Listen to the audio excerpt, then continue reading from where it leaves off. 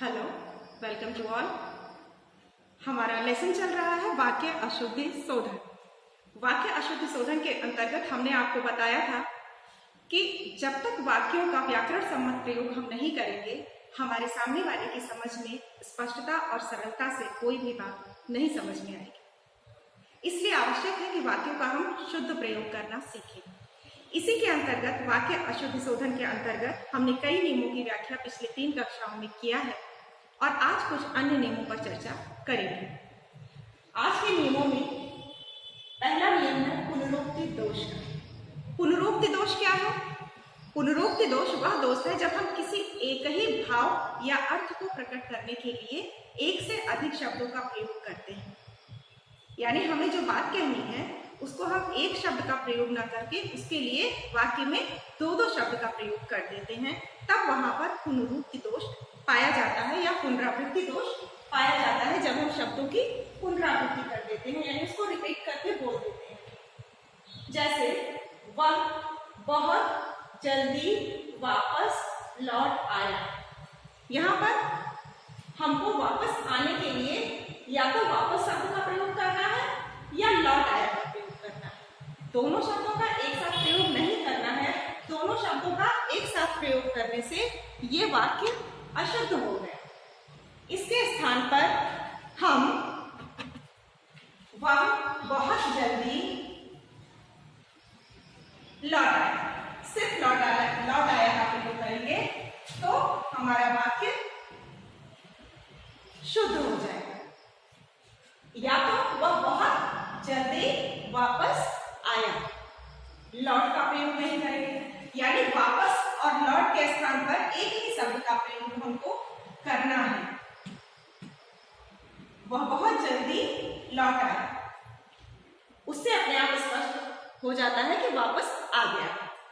इसी तरह जयपुर में अनेक दर्शनीय स्थल देखने योग्य है। इस वाक्य में एक अर्थ के लिए दो शब्द का प्रयोग है, दर्शनीय स्थल देखने योग्य। इसका मतलब है दर्शनीय का अर्थ ही होता है देखने योग्य, फिर उसके लिए देखने योग्य का हम अलग से प्रयोग क्यों करेंगे? यानी एक ही अर्थ के लिए, एक ही भाव के लिए हमने दो शब्दों का प्रयोग किया है।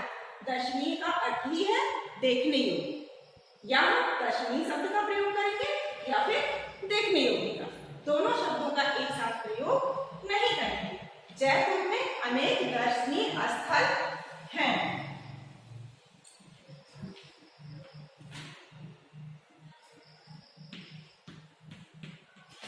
यहां हमारा वाक्य पूर्ण हो जाता है। यहां पर हमको दर्शनीय स्थल देखने योग्य लगाने की आवश्यकता नहीं है। इसी को हम पुनरुक्ति दोष कहते हैं। इसी प्रकार अनेक वाक्यों में हम पुनरुक्ति दोष को देख सकते हैं। अक्सर हम कहते हैं कृपया आप मुझे छुट्टी देने की कृपा करें। जब हमने कृपया शब्द पहले ही प्रयोग कर लिया है तो बाद में कृपा शब्द को प्रयोग करने की क्या आवश्यकता है? कभी भी एक ही भाव या अर्थ को अभिव्यक्त करने के लिए एक ही वाक्य में कई शब्दों का प्रयोग नहीं करना चाहिए। एक ही शब्द का एक बार प्रयोग करना चाहिए। अब हम आते हैं इसके बाद दूसरे नियम में क्रिया संबंधी अशुद्धियां जिसे कहते हैं। किसी भी वाक्य में क्रिया के प्रयोग करने का साधारण सा नियम है कि कर्ता के वचन और लिंग के अनुसार ही क्रिया का प्रयोग किया जाता है। अगर ऐसा ना किया जाए तो वह वाक्य अशुद्ध माना जाएगा। जैसे वह सिलाई और अंग्रेजी पढ़ती है। यहां हमारी बात अस्पष्ट है। सिलाई को पढ़ा नहीं जाता, अंग्रेजी भाषा है उसे पढ़ा जाता है। जब ऐसे शब्दों का हम प्रयोग करेंगे, दो क्रिया का एक साथ प्रयोग करेंगे तो दो कार्यों का एक साथ प्रयोग करेंगे तो उनके लिए उत्तर इस प्रकार लिखा जाएगा। वह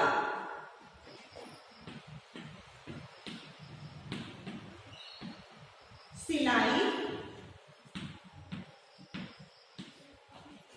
करती है और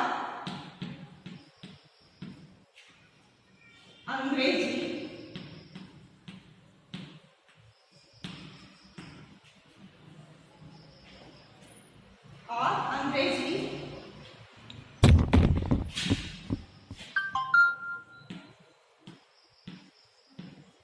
पढ़ती है। यहाँ पर वाक्य पूरा होता है।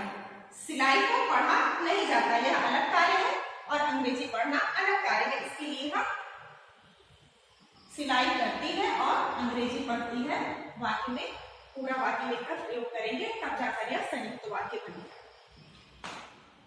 दूसरा उदाहरण है, उसने जैसी करी है मैं नहीं कर सकता। अक्सर हम कहते हैं मैंने यह कार्य नहीं करा है, क्या तुमने इसको करा है?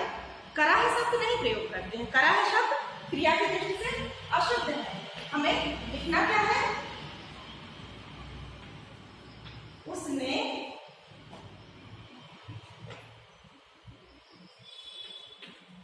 जैसा किया है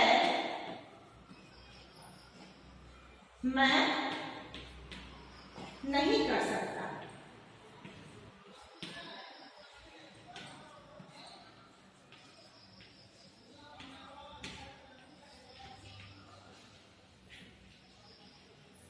कर्ता के वचन और लिंग के अनुसार क्रिया का प्रयोग होगा। क्रिया का प्रयोग शुद्ध रूप में होगा। इन बातों का अशुद्ध प्रयोग नहीं किया जाता है। क्रिया का कर्ता के अनुसार ही क्रिया का प्रयोग होता है और क्रिया का अशुद्ध प्रयोग नहीं किया जाता है। इन बातों का हम व्याकरण में वाक्य लिखते समय ध्यान देंगे। इसी तरह एक अन्य उदाहरण देखते हैं, वह खाना खावेगा। कभी कभी आंचलिक भाषाओं में यानी कि स्थान विशेष की भाषा में हम कुछ शब्दों का विशेष रूप से प्रयोग करते हैं, पर भाषा की दृष्टि से ये अशुद्ध होता है, व्याकरण की दृष्टि से ये अशुद्ध होता है। वह खाना खावेगा, वह आवेगा, वह जावेगा, ये सब आंचलिक शब्द हैं और इसको हम व्याकरण में प्रयोग नहीं करते हैं। बोलचाल की भाषा में प्रायः स्थानीय स्तर पर स्थानीय भाषाओं में ऐसे शब्दों का प्रयोग होता है, पर जब हम व्याकरण के अनुसार वाक्य लिखेंगे तब ऐसे शब्दों का प्रयोग क्रिया के रूप में नहीं करेंगे। ये खावेगा का प्रयोग गलत है। हम लिखेंगे वह खाना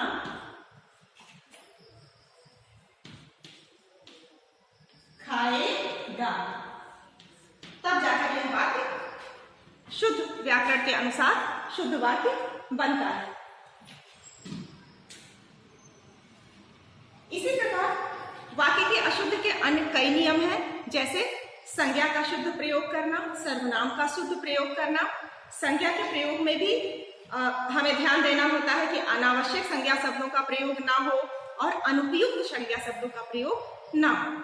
संज्ञा सर्वनाम संबंधी अन्य नियमों की चर्चा हम अपनी अगली कक्षा में करेंगे। तब तक प्रतीक्षा करें।